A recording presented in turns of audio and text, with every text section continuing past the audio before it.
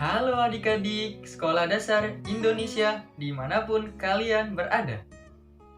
Bagaimana kabar kalian hari ini?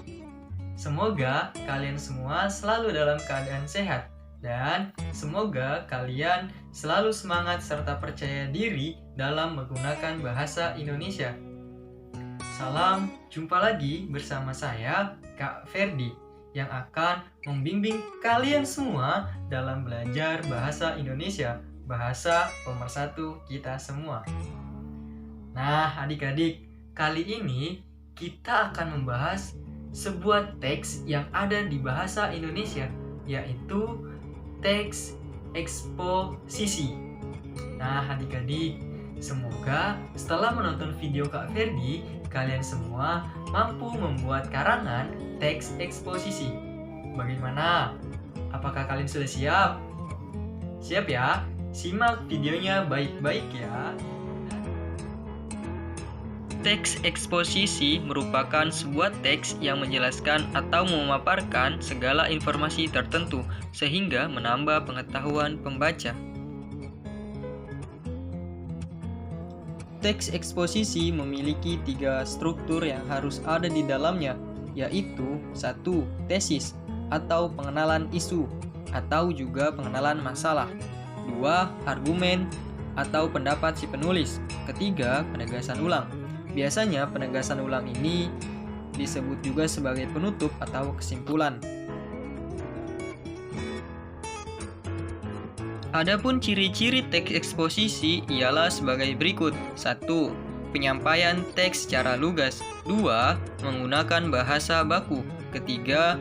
Menjelaskan informasi berupa pengetahuan. 4. Didasari oleh data yang akurat.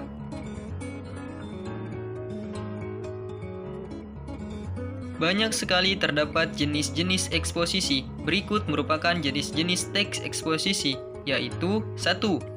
Teks eksposisi proses. 2. Teks eksposisi definisi. 3. Teks eksposisi klasifikasi. 4. Teks eksposisi berita. 5. Teks eksposisi pertentangan. 6. Teks eksposisi perbandingan. Dan yang terakhir, teks eksposisi analisis. Nah, adik-adik, pada pertemuan saat ini kita akan membahas teks eksposisi proses. Teks eksposisi proses adalah suatu paragraf eksposisi yang memiliki maksud tentang adanya proses pembuatan, perjalanan, ataupun penggunaan sesuatu.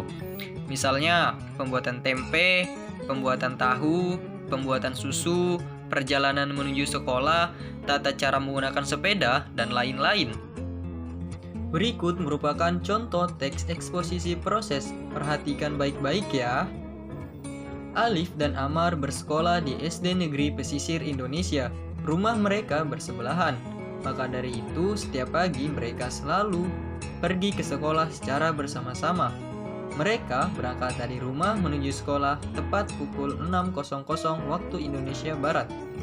Perjalanan dari rumah ke sekolah memakan waktu kurang lebih 20 menit.